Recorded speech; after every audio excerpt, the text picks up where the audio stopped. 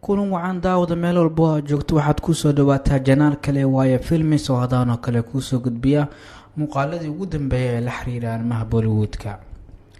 muuqaalkan maanta waxaan kusoo qaadanaynaa tirishooyinka Bollywoodka ee timooda u xirtay inay lacag helaan awgood.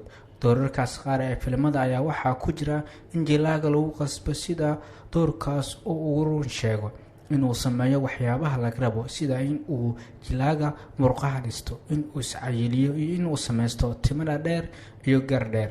doorarkaas marka ay timaado waxaa loogu haray American oo loogu yeero Master Perfectionist. haddaba daawad aan usoo laabano maqaalkeena maanta ee aan ku eegayno tirishooyinka Bollywoodka iyo mar ay dhacday in timahooda xiraan lacaga awood iyo in doorkaasi ay ka run sheegaan. liiska koowaad waxaa ku jirta Anushka Sharma.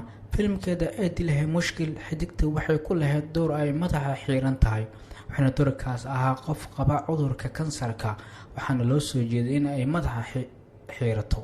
inkastoo aysan tinta iska xiran haddana waxaa ay matashay qof madax xiran. qofka labaad ee liiskan waa Priyanka Chopra.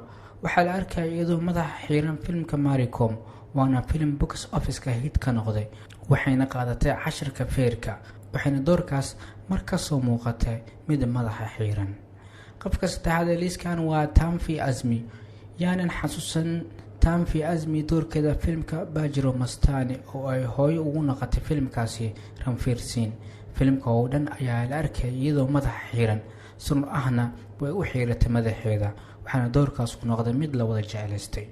liiska afraad waa Shilpa Shetty. filimkeeda ay soo saaraha ka ahayd ee Desire xidigta waxaa loo soo jeeday inay madaxa xirato, laakiin tan run ma ahan, waxayna doorbiday in ay madaxa xiran lahayd inay isticmaasho make up loo ekeysiinayo inuu madaxa ay ka xiran tahay.